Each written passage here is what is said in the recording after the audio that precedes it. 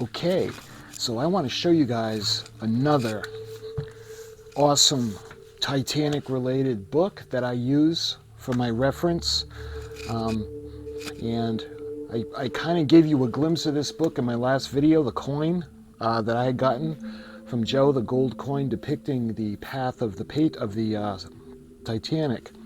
Well, this one, I want to do a little more in-depth and show you guys this book. This is titled Titanic, Legacy of the World's Greatest Ocean Liner by Susan Wels, forwarded by William F. Buckley, Jr. You can see Discovery Channel on the bottom. And I apologize, the dust cover is really beat up. Let me show you what it looks like without the dust cover on, just to give you an idea.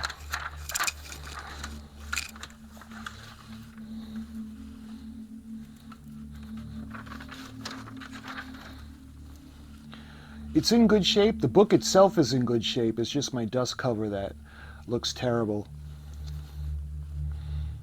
You can see more pictures in the back. Time Life Books. This is ISBN 078-355-261-0. And I love this book almost as much as I love an illustrated history. I've had this one a long time, and those of you that know me know how much I love this and have referenced this book throughout all my videos. So when it comes to Titanic, Legacy of the World's Greatest Ocean Liner, let's take a look at this book now. Let me show you the inside of the dust cover, and it's got some information that I just want to I've put little bookmarks throughout the book, and everything is relevant. So if I read you the whole book, it would be relevant, but that would be a long video. Titanic, Legacy of the World's Greatest Ocean Liner. Over 85 years ago, the world celebrated its greatest maritime achievement. The short thereafter mourned its greatest maritime loss. Since that time, numerous books have been written on Titanic, and her legacy has certainly garnered an increased notoriety. Now, in the most complete and definite book ever published, Titanic, Legacy of the World's Greatest Ocean Liner brings to life the entire Titanic story, from her construction to the early 1900s to her present-day exploration at the bottom of the North Atlantic. Published in cooperation with the Guardians of the Titanic wreck site, R.M.S. Titanic Incorporated, and the Discovery Channel, Titanic features contributions from historians John Eaton, Charlie Haas, and personal thoughts from William F. Buckley, Jr. While he was exploring the wreck, writing notes. Nearly 2.5 miles beneath the ocean's surface, Discovery Channel documented the latest expedition and provided the critical scientific expertise needed to reveal for the first time how Titanic sank. Throughout its pages, Titanic showcased an immense collection of fascinating artifacts that have been recovered from the site, while it renders the history of her construction and launching, her notable first-class, second-class, and third-class passengers, the events that led to the tragic sinking, her ultimate discovery in 1985, and the most recent expedition to the wreck site that has resulted in significant and historical discoveries. Unlike any other book ever published on Titanic, these pages magnificently represent the combined efforts of hundreds of individuals through years of historical and scientific research, the study, the exploration, and the preservation, an appropriate tribute to the hundreds of people who lost their lives on that dreadful night. So that, I just wanted to let you guys read that, and you can see the bell. To the men, women, and children who lost their lives in the waters of the North Atlantic on the night of April 14th, 1912, to those who survived, whose lives from that night were forever altered, and for those who built the Titanic. May the pages of this book succeed in conveying the magnitude of the world's loss as a result of sinking of the Titanic, and may they convey the significance of the continuing scientific study of the Titanic on the ocean floor and the concerted efforts too many to conserve and preserve all that can be rescued from the wreck site. May all of these efforts help safeguard our world from future maritime disasters and ensure that the memory of Titanic will never be forgotten. I'm sure that won't happen. So, going into the book, and like in Illustrated History, actually in Illustrated History has the same picture. There are a lot of the same photos, but this is not done by Ken Marshall. Let me put the light out because it's going to cause a glare. This was not done by Ken Marshall, but it's still an absolutely gorgeous rendition of the Titanic. And again, I'm not going to go through it page for page. I'm going to stop at points of interest to show you guys. And some of the pictures are just breathtaking. Look at that. Look at the window, the frame open. That's of course on the boat deck. And I love this photo. Look at the straking. Look how you can really see the straking in this photo. You can see the water coming out. That would be used to cool the engines, or the boilers, excuse me. You can see the anchor. It's either being lowered or raised. And this, let's see, 1997. So this is actually the first edition from 1997, Time Life Books. You can see, again, amazing photographs. Actually, I want to read you the index. Titanic, you see a beautiful shot of her propeller. Here it is. I ended up skipping right over it. You know what? I think I'm going to take the dust cover off right now because it's kind of interfering with what I want to do and what I want to show you guys. So we'll take it off for now and we'll put it aside. Okay, so the contents. We have On the Ocean Floor by William F. Buckley Jr. We've got Titanic by John P. Eaton and Charles A. Haas. We've got The Time of Titanic, page 11, The Maiden Voyage, Terror at Sea, In Search of the Titanic, Anatomy of the Disaster, The Trail of Time, and the Epilogue. So we can go see on the ocean floor. Let me show you the submersible that they used. The 3-man submersible can reach a maximum depth of 20,000 feet on dives up to 12 hours long. And there's Mr. Buckley. William F. Buckley Jr. prepares to explore the Titanic wreck site aboard Ephraim's Nautil. I want to show you this beautiful illustration of her at night.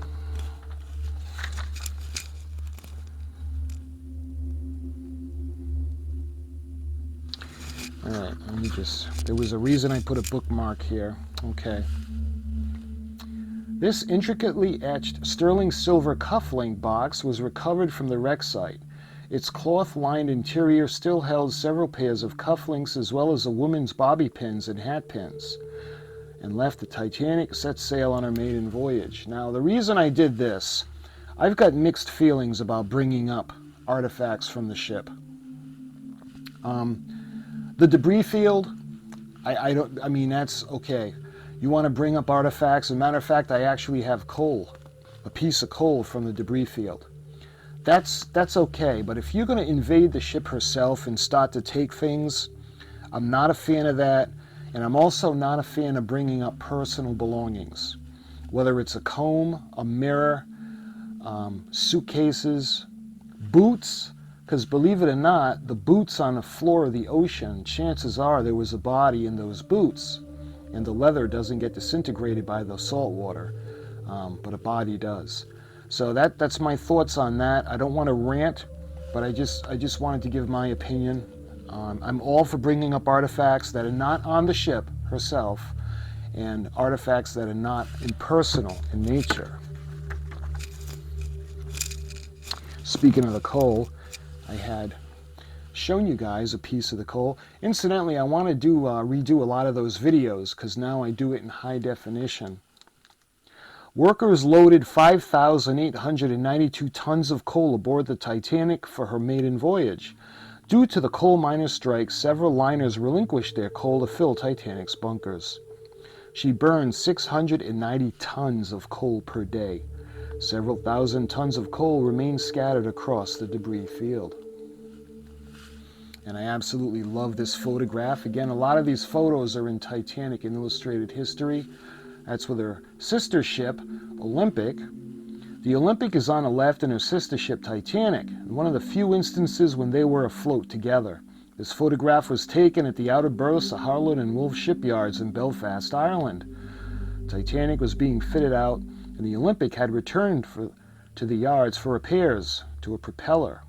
A gold telescopic pencil recovered from the wreck site bears the inscription R.I.B.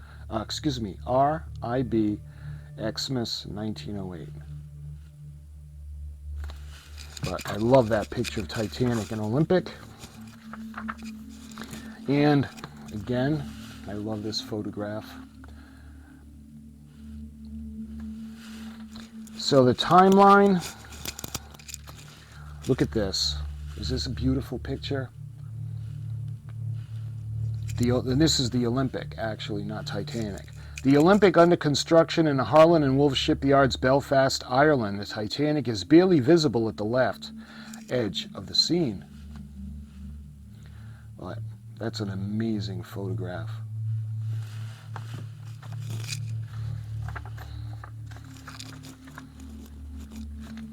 And this shows how the Lusitania was the competition at the time, and they needed to make something to compete with that. You can see the Harland and Wolff. And look in the background, you can see peeking up over the top. Is that Titanic? You can see Titanic and Olympic in their berths.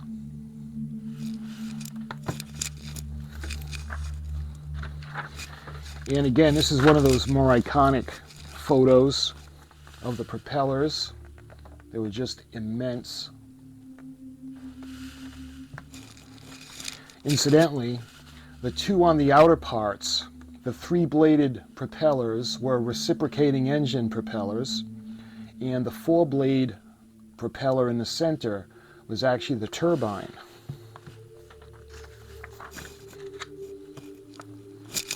You can see the sheer size of that by looking at the workers, and you can see them bringing the anchor in by horse and buggy. And again, a lot of the pictures are going to be the same,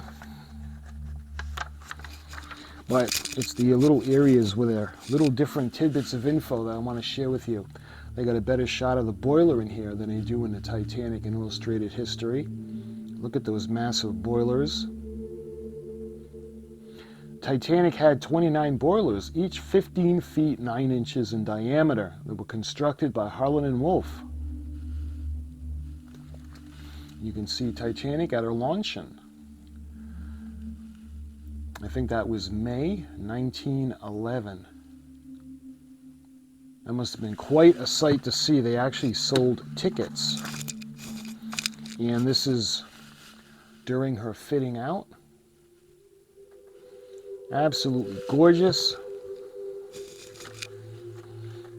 I wonder if they were aware at the time the masterpiece that they would have created. Look at that, the boat deck. And we come to the absolutely stunning grand staircase. That infamous cherub. The top was glass and wrought iron to let as much natural light in as possible, and the grand staircase actually went down to F deck, where the swimming pool and the Turkish bath was. This is a better shot of the clock and the cherub and the dome to let in a lot of light.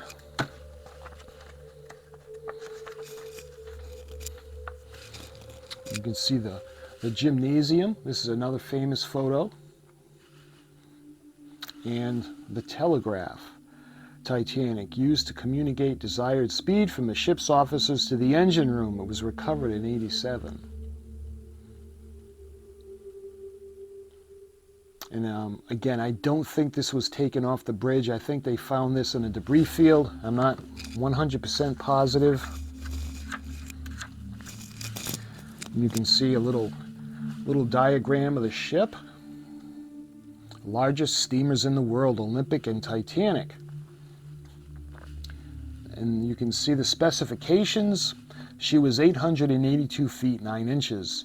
Her height was 60 feet 6 inches from the waterline to the boat deck. Her breadth was 92 feet 6 inches, and the distance from the keel to the funnel was 175 feet. Her gross tonnage was 46,329 tons.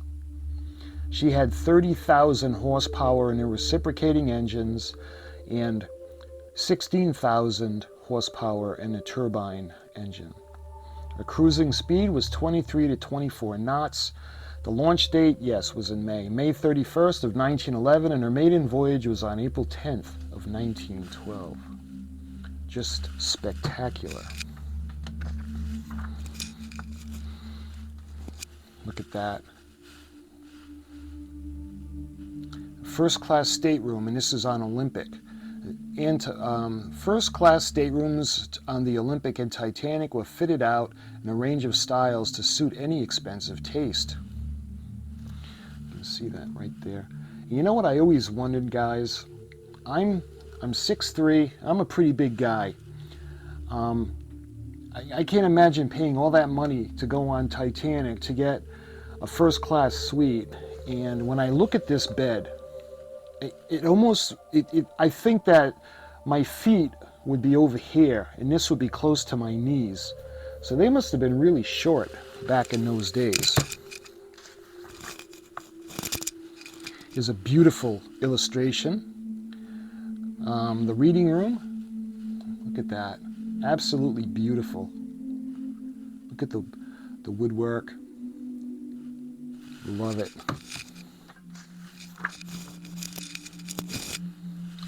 Some more photos is the first class dining room above and top.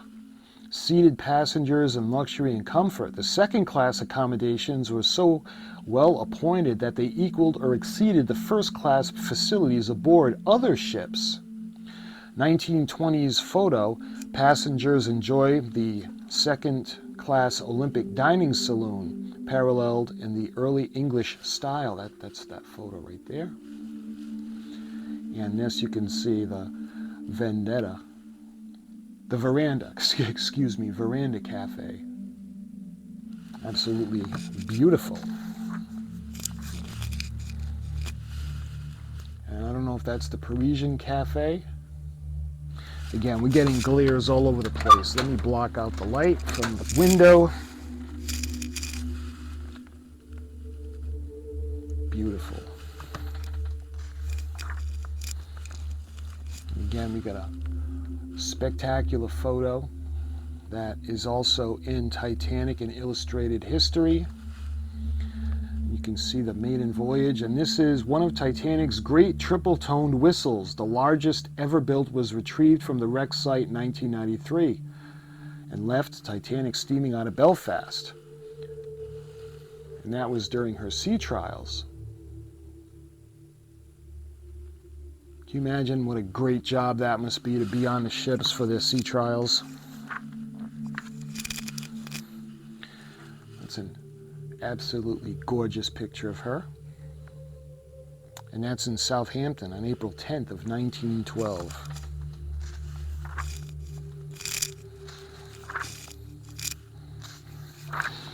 We got another beautiful illustration.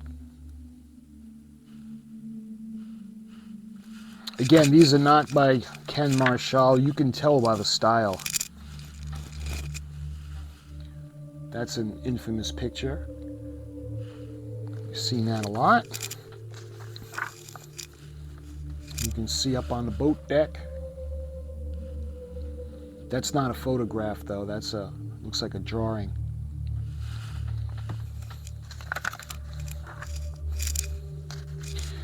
Show you a picture of Thomas Andrews. He was the overseeing manager of the army of architects or draftsmen, and they had drawn the plans up for the White Star Line. Another beautiful photograph of this lovely lady.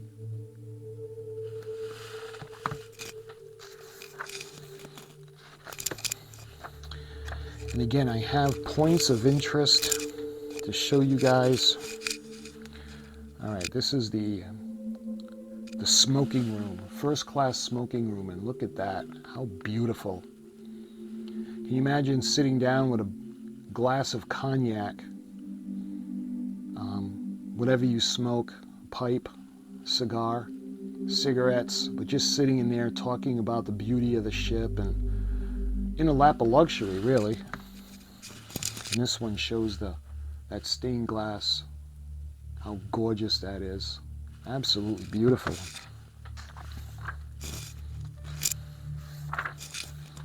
Here's another shot. This one is of the first class lounge.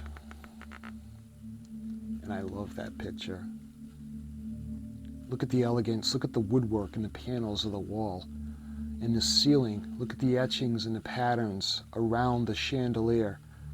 It was just, there will never be another ship like Titanic. Never.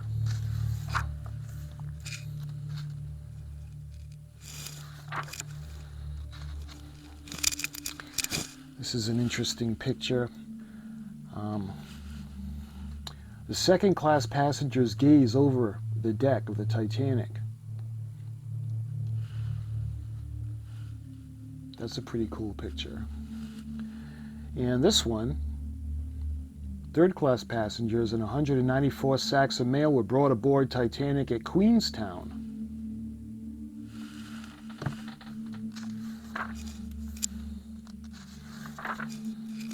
Another beautiful illustration.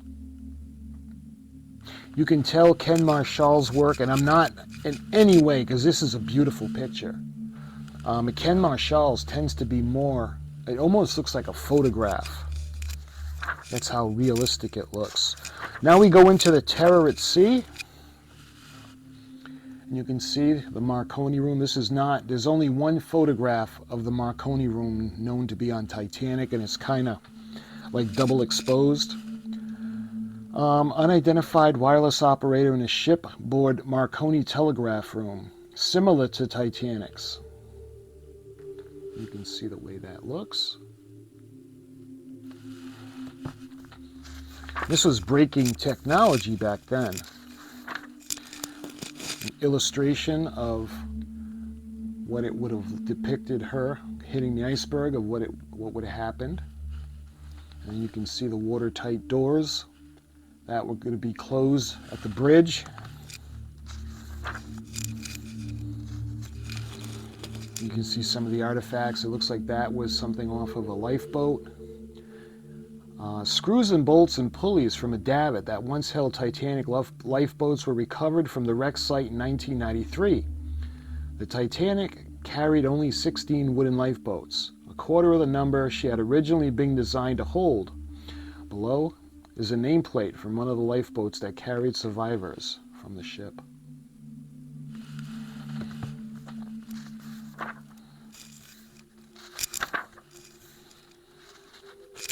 And one of the things recovered, let me show you guys a life vest, and drawn from material supplied by Mr. F.M. Hoyt, a survivor.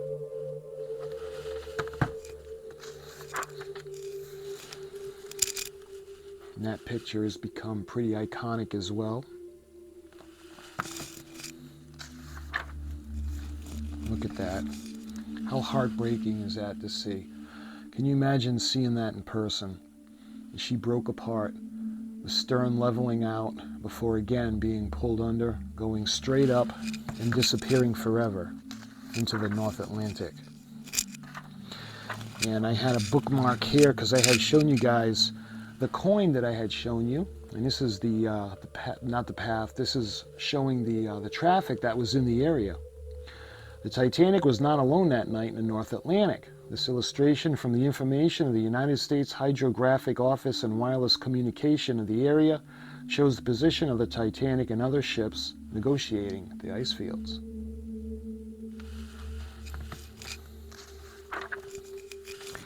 This is another infamous picture of one of the passengers of Carpathia had taken that photo before the Titanic survivors were rescued. This is the crowds waiting for the news of the disaster at the White Star Line offices in New York. And this is a gathered people at Cunard's New York Pier, hoping to catch a glimpse of Titanic survivors arriving aboard the Carpathia.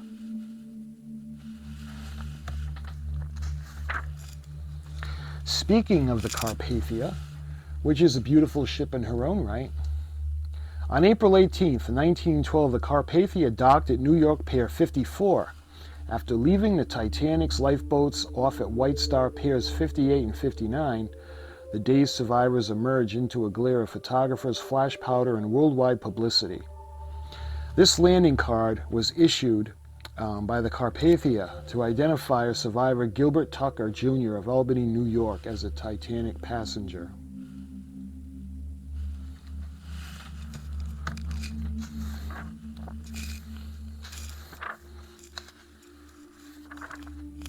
And you can see the search begins for the Titanic. After 1912, she would be gone until 1985. And this is an awesome map. You can see the continental slope. This is if you took all the water out and what the valleys would look like. And you can see the red dot is where Titanic is.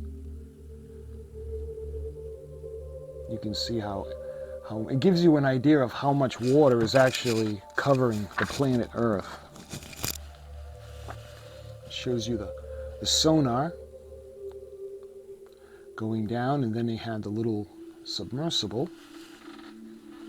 By late 1970s and the early 80s, improvements to the deep ocean technology made the discovery of the Titanic wreck technically feasible for the first time. The illustration above shows the interior of Argo, an unmanned submersible device equipped with video cameras. Recorded in 1985, the first images of the sunken Titanic left. In this 1981 schematic is a pink arc, and triangles show the range of the yellow Argo sonar capabilities. The green trapezoids indicate the areas of the Argo could visually search with its 5 cameras.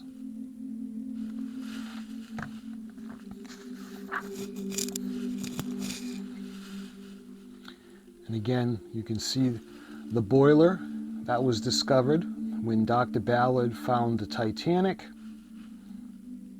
And you can see this is the Nore. Beautiful vessel in her own right. You can see how she looks on the bottom. The model of the Titanic shows the ship resting on the seabed, not in her actual position. The 2 main parts of her hull are separated in reality by 2,000 feet. Yeah, the nowhere's near that close. But the depiction. Argo is launched from the Nore, one of her numerous dives to explore and photograph the wreck site. So there's a lot of the same information in this book that was in Titanic and Illustrated History. This just kind of puts the photos in a little bit better detail. You can see where the grand staircase would have been, going down to F deck where the Turkish bath and the pool would have been. You can see the dome where the dome used to be. You can see the fixtures with the wires. That's amazing. In July of 1986, U.S. researchers returned to the Titanic with a powerful deep-sea imaging tool. Jason Jr., a 28-inch long tapered robot packed with high-resolution cameras. It also had powerful lighting. Above, Jason Jr. was able to enter Titanic's broken skylight and grand staircase. Once inside a stairway's shell, the robot descended to the first few decks where crystal chandeliers hung amazingly intact. Now, think about the concussive force when the ship hit the bottom. It was 2.5 miles down, something that weighs that much, just plowing through the water and then just slamming into the bottom. And it's just amazing. You can still see the wires.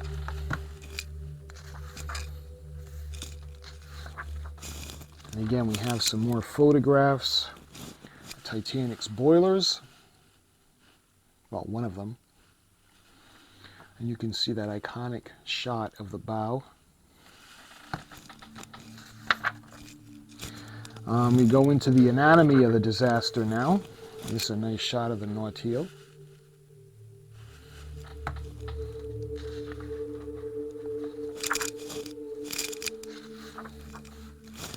And look at that. Scientists have studied Titanic's expansion joints, such as the one pictured above, to gain a clearer understanding of the disaster. See where it's separated?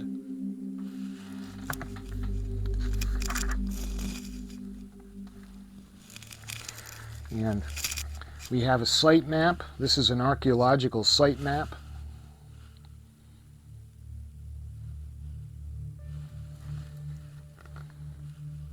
So I'm very fond of these. Side scan sonar mounted on a Nautil submarine and collected data processing and display system were used by Paul Matthias of Polaris Imaging during the 1996 expedition to compile a comprehensive archaeological site map, 1, showing the position of the bow, A and B, stern, and their third piece, C, as well as over 400 pieces of debris. The tinted areas of the archaeological site map and computer illustration show a high concentration of debris.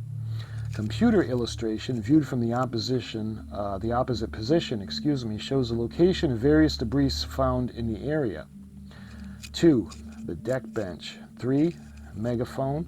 4, the spittoon. 5, the ship's compass. 6, part of the winger bridge on the starboard side. 7, the foremost navigational beacons. 8, the winch mechanism.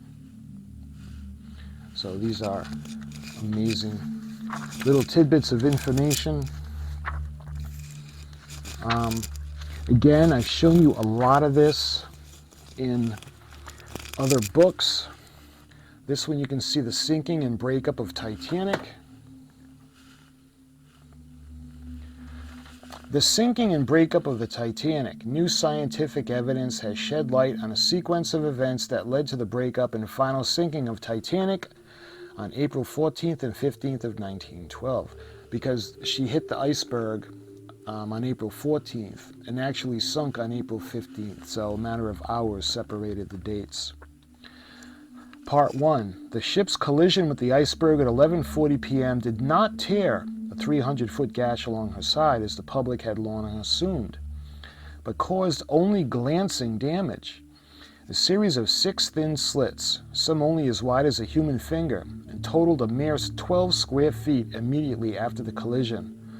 Water would rush into Titanic's hull at a rate of almost 7 tons per second.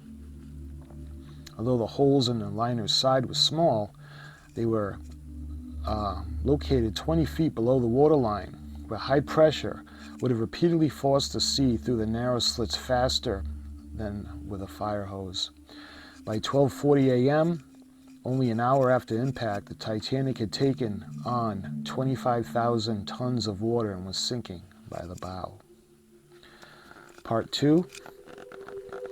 At 2 a.m., the Titanic was flooded with 39,000 tons of water, forcing her bow underwater.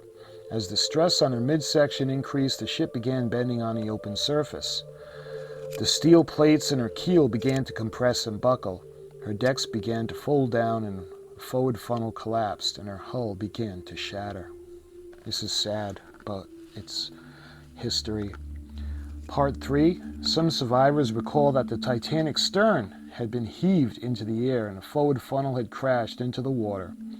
The ship had begun to come apart on the surface.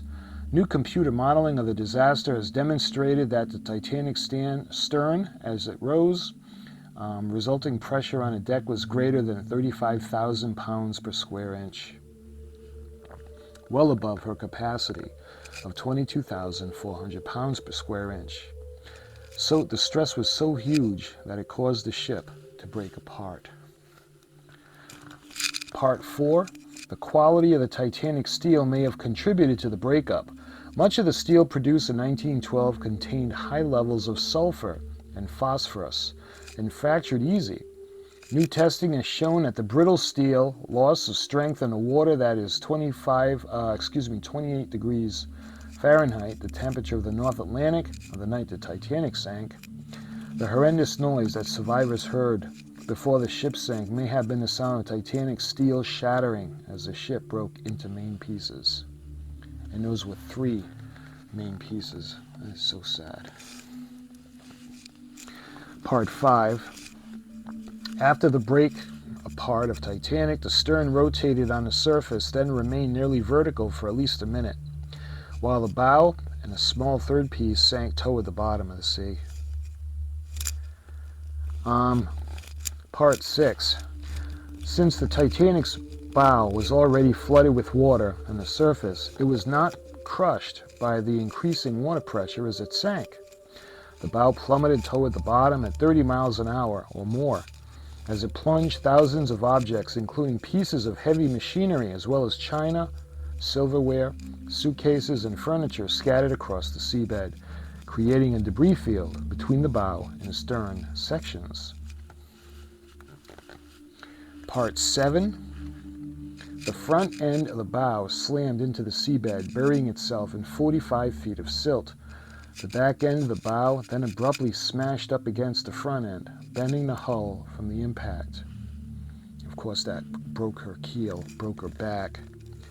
Part 8. Titanic's stern section was filled with air at the surface, and as the stern sank, pressure increased and trapped air, causing the stern section to implode. Part 9.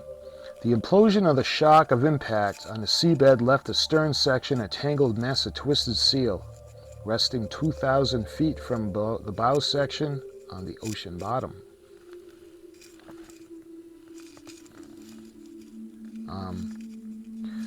So, the little illustration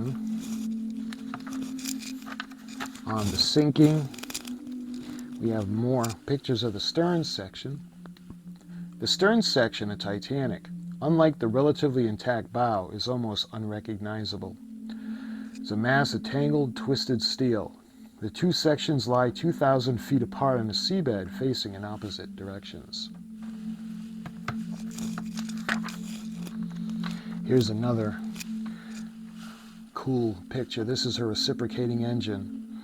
A rusticle-encrusted cylinder head, a part of one of Titanic's giant 4-story reciprocating engines, appears out of the darkness.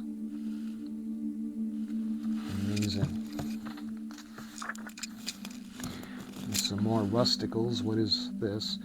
This is the iron-rich structures called rusticles, cover most of the exposed surfaces of Titanic.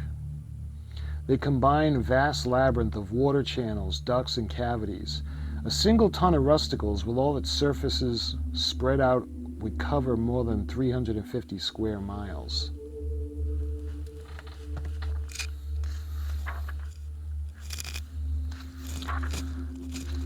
We have the passage of time. They're monitoring the deterioration of the ship. I'll show you one of the sections with the, you can see the portholes.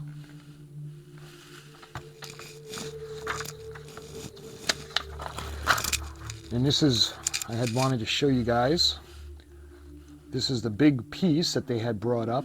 Originally, in 1996, they had got it to within 200 feet of the surface, but there was a storm, as well as the cables giving out, and it plunged back 2.5 miles, and they were able to recover it in 1998. Let's see, conservation. This is the bits. These are the bits from Titanic. Amazing. Imagine how much those things weigh.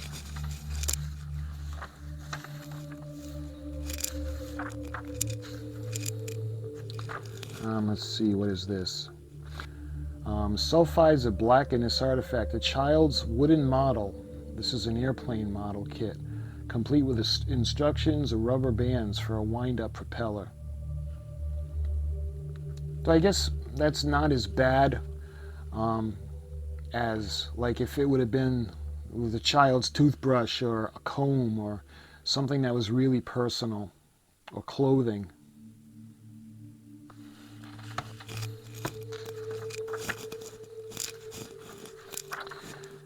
You can see some of the money, the artifacts that were recovered. Again, this is a lot like Titanic and illustrated history. This is the steward's cotton jacket. It was found rolled up in a ball and badly stained by iron corrosion. It was marked with the name Broom.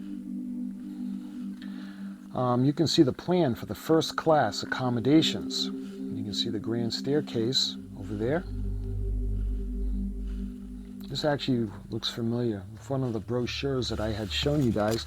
Of course, it's a reproduction. It's not the original. Unfortunately, I haven't shown you anything original from Titanic herself. I'd love to, but I can't afford it.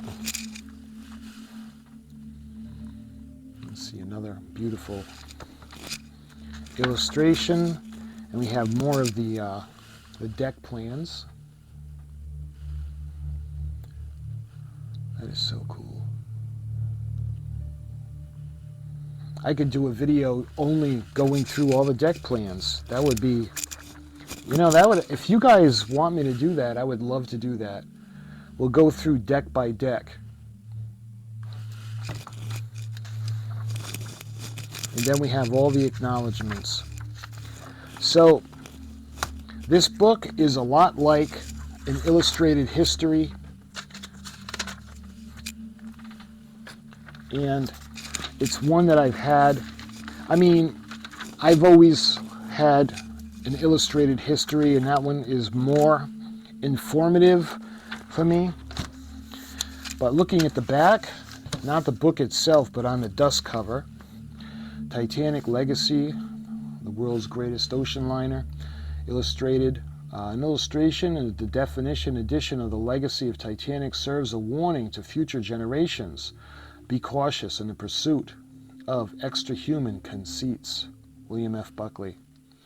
On a calm, starlit night, Sunday, April 14th, 1912, just 5 days after setting sail on her maiden voyage, the Titanic steamed full ahead into the North Atlantic ice field, collided with an iceberg, and sunk within 3 hours, spending more than 1,500 passengers and crew to their death. For more than 85 years now, terror and tragedy of the night has gripped the world's imagination, and the legacy of Titanic has only continued to grow. Here, for the first time, is the most complete story of Titanic, the construction of the largest, most luxurious ship the world has ever seen, her passengers and maiden voyage, the terrifying night of the sinking, the dramatic discovery, recovery, and conservation efforts, as well as astonishing new scientific information and artifacts gathered during the recent expeditions to the site. Finally, answers to many of the enduring mysteries surrounding the sinking of the Titanic. You can see features, photographs from recent R.M.S. Titanic Incorporated expeditions, includes new research insights and images from the acclaimed Discovery Channel documentary, Titanic: Anatomy of a Disaster. So my friends, I know I kind of blew through this book really quick, but again, there's so much information to go through.